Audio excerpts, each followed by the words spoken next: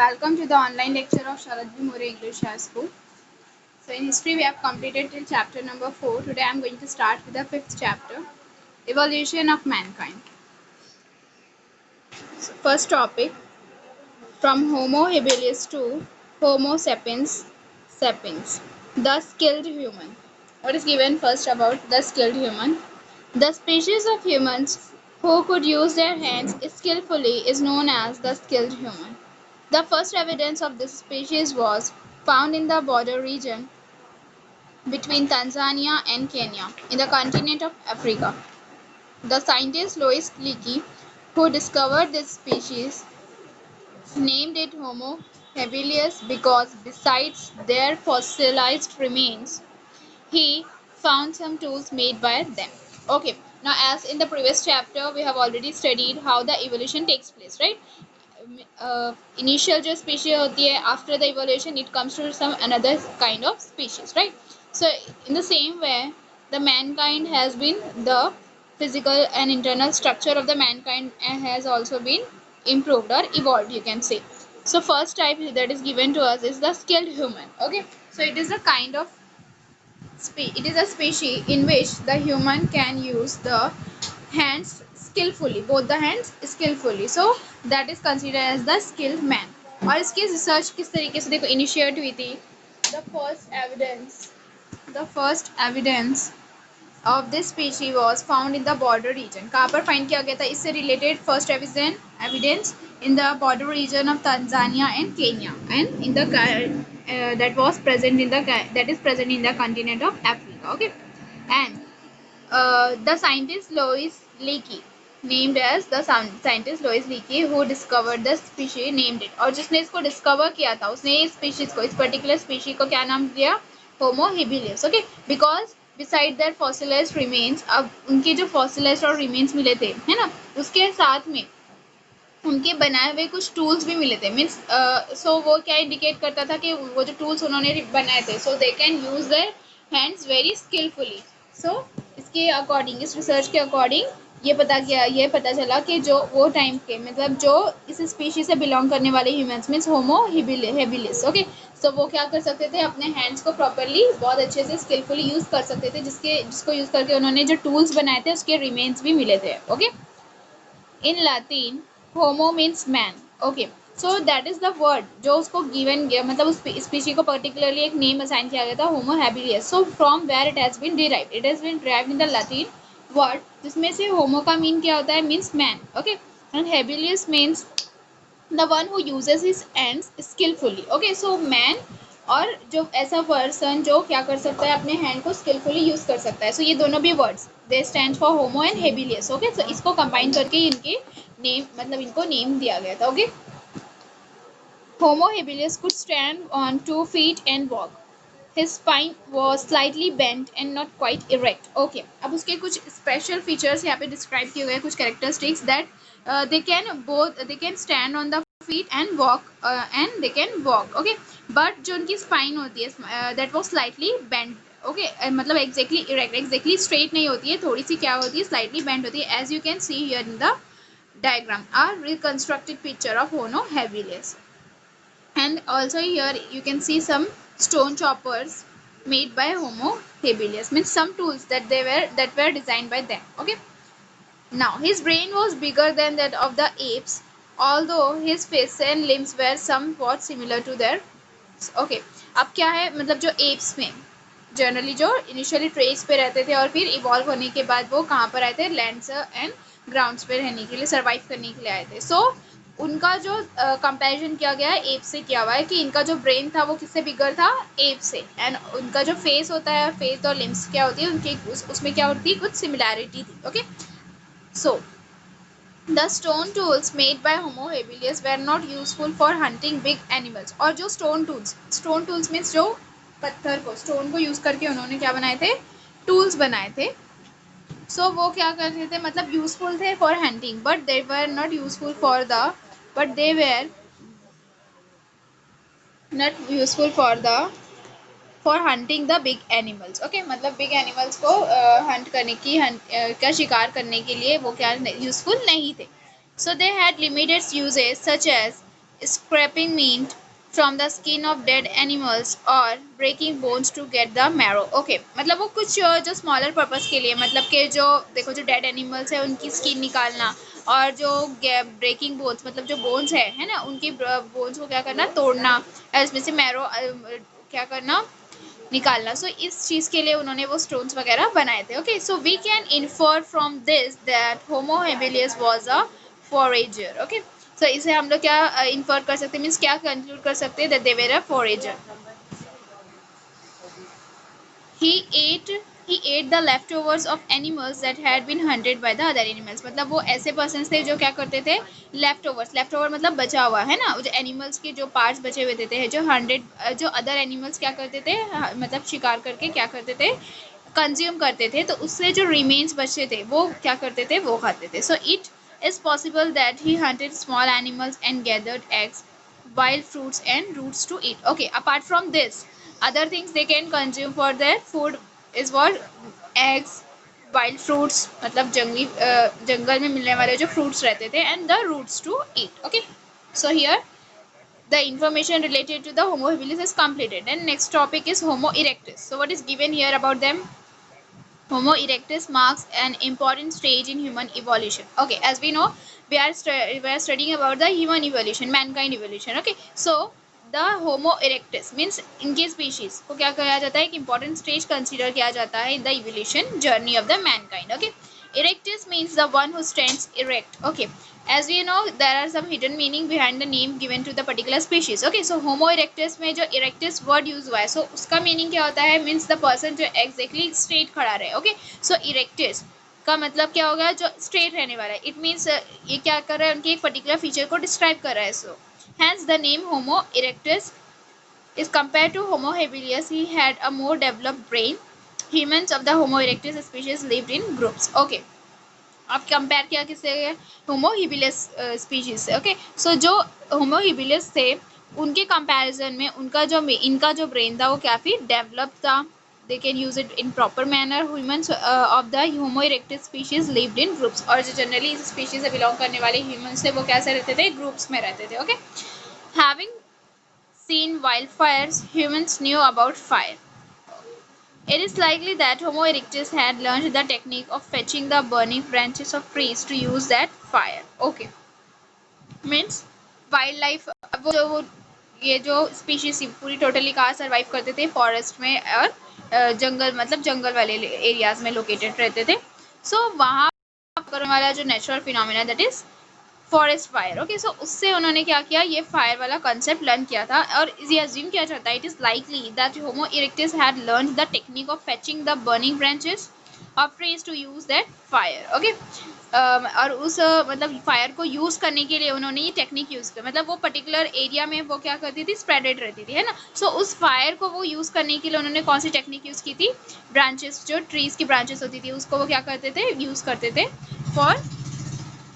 for making the use of that particular fire. Okay, during his time most of the earth was discovered with ice sheets. और वो time पे जो था तो अर्थ का बहुत सारा पार्ट क्या था, वो that was covered with the ice sheets. Therefore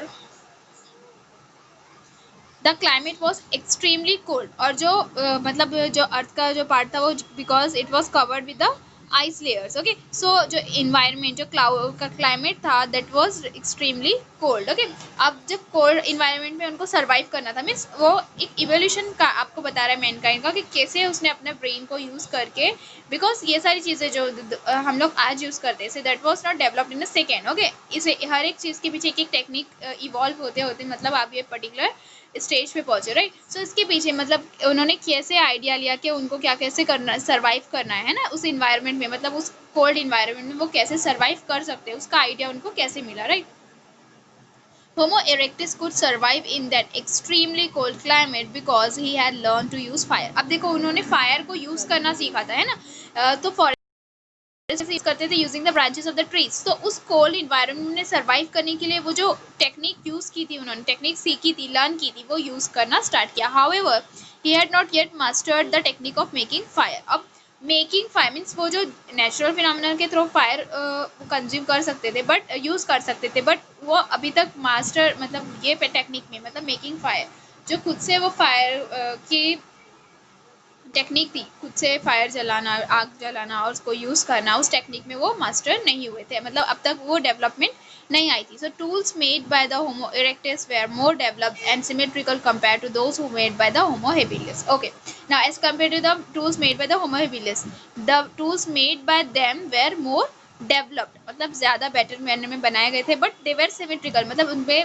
उसके और जो होमो हेबिलिस ने बनाए थे उसमें थोड़ी बहुत रिजेम्बलेंस थी, सिमिलैरिटी थी. Okay, homo erectus made tools like that hand axe, और मतलब उन्होंने जो टूल्स बनाए उसमें से एक एग्जांपल है हैंड एक्स, मतलब जो कुल्हाड़ी होती है जिससे लकड़ी वगैरह काटी जाती है, right. Remains of Homo erectus have been found along with his tools in the continents of Africa, Asia and Europe. Okay, और उनके रिमेन्स, जैसे इसके पहले होमो हेबिलिस के रिमेन्स थे, उनके बनाए हुए टूल्स के रिमेन्स मिले थे, जिसकी वजह से उनके ऊपर स्टडी की गई थी और उससे रिलेटेड इन्फॉर्मेशन ऑब्टेन की गई थी. उसी तरीके से जो होमो इरेक्टस है उनकी इन्फॉर्मेशन कहाँ से मिली, उनके रिमेन्स से, जो कहाँ मिले गए थे उनके, और जो उनके बनाए हुए टूल्स के रिमेन्स से, है ना, जो कहाँ पर मिले थे, अफ्रीका में, एशिया में एंड यूरोप में. Okay, here you can see a reconstructed picture of Homo erectus, the stone hand axe made by Homo erectus. उनकी पिक्चर है यहाँ पर, और यहाँ पर क्या है, उनके बनाए हुए टूल की, मतलब जो स्टोन एक्स जो उन्होंने बनाई थी, हैंड एक्स. ओके,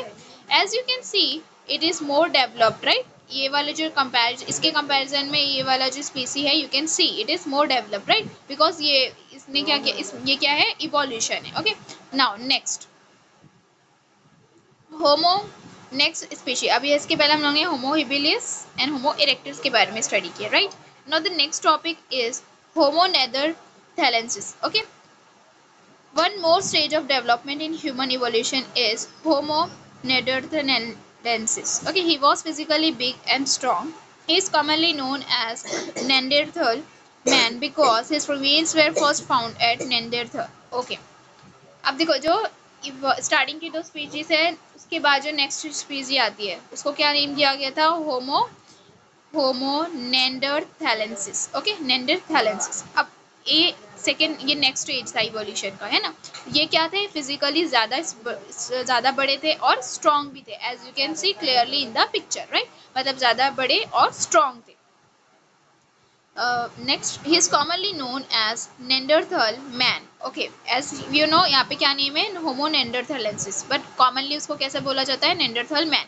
बिकॉज क्या मीनिंग है उसका, क्योंकि जो उनके रीज़न है इसका, क्योंकि जो उनके रिमेन्स थे वो कहाँ पर मिले थे, फर्स्ट टाइम पे नेंडरथल में. Okay, a place in Germany, ये जो कि कहाँ पर प्रेजेंट है, जर्मनी में. Okay, His brain was more developed than that of the Homo erectus. As you know, अब इसके पहले हम लोगों ने क्या पढ़े, Homo erectus, और वो उसके पहले भी Homo habilis. तो जो Homo habilis के कंपैरिजन में Homo erectus क्या थे, ज़्यादा डेवलप थे. बट ना, यहाँ पर क्या है, ये वाले जो स्पीशीज है वो क्या है, Homo erectus से भी ज़्यादा डेवलप है. उनका जो फिजिकल अपीयरेंस है वो ज़्यादा बिग और स्ट्रॉन्ग है, और जो उनका माइंड था वो भी, ब्रेन था वो भी क्या था, ज़्यादा develop. Okay, The Neanderthals primarily lived in caves. Primarily मतलब इनिशियली, शुरुआत में वो कहाँ रहते थे, caves में रहते थे. Okay, they made tools out of big pebbles as well as from the flakes scarped off them. Okay, मतलब इनिशियली वो क्या, उन्होंने जो टूल्स बनाए, उनके जो बनाए हुए टूल्स थे वो टूल्स बनाने के लिए किस चीज़ को यूज़ करते थे.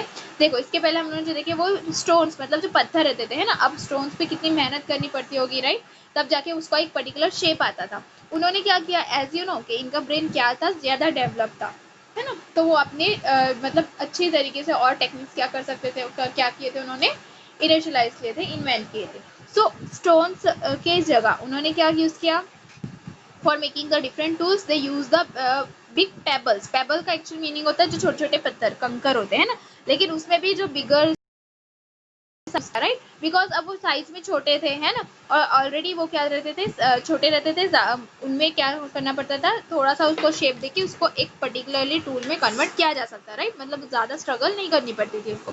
सो उससे बनाते थे, और जो फ्लेक्स मतलब स्कार्प करने के बाद, मतलब उसको शेप देने के बाद, तराशने के बाद जो साइड में फ्लेक्स बचते थे उसको भी वो यूज़ करते थे टूल्स बनाने के लिए. Okay, such tools were fixed on a bone or wooden shaft to make weapons like the spear, axe, etc. अब देखो यहाँ पर इसके पहले जो स्पीशीज थी, है ना, उसमें हम लोग ने इन्हें पढ़े ही नहीं, वो क्या करते थे, स्टोन को यूज़ करते थे. बट यहाँ पर इन लोगों ने क्या किया, वुडन शेफ्ट बनाई है ना, वो जो छोटे छोटे पेबल्स में से शेप दिए हुए वेपन्स थे वो क्या करने लगे थे, उन्होंने कहाँ पर लगाया, जो बोन हड्डी होती थी है ना, मतलब हड्डी होती थी जो, और जो लकड़ी मतलब वुड होता था, वुडन शेफ्ट होती थी, वहाँ पर वो क्या करते थे, फिक्स उसके टॉप पे वगैरह पे फिक्स कर देते ताकि वो स्पीयर बना सके, स्पीयर और एग्स बना सके, right.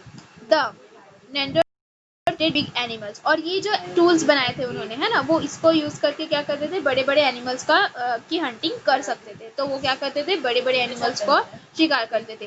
They use scrapers made from stone flakes to scrape meat from the hide of dead animals. Okay, और वो क्या करते थे, जो स्क्रैपर्स है ना, जो बचे हुए शेप होते थे उसको यूज करते थे, जो स्टोन से, जो किससे बनाए जाते थे, जो स्टोन के फ्लेक्स से बनाए जाते थे। तो क्या करते थे, वो उसको यूज करके स्क्रैप मतलब वो निकालते थे, मीट निकालते थे एनिमल्स की डेड में से। ओके, दे यूज लेदर क्लोथिंग, और वो क्या करते थे, लेदर की क्लोथिंग यूज करते थे, मतलब वो जो एनिमल्स थी, राइट, एनिमल्स के जो लेदर से जो उनको लेदर्स मिलता था, उनकी स्किन मिलती थी, तो वो उसको यूज करते थे as the cloth. Okay, they were mainly meat eaters, और जो मेनली वो क्या थे, मीट ईटर्स थे, मतलब वो मीट खाने वाले। They eat meat roasted on fire, और वो कैसे खाते थे उसको, फायर यूज करते थे, फायर पे रोस्ट करते थे और फिर कंज्यूम करते थे, खाते थे।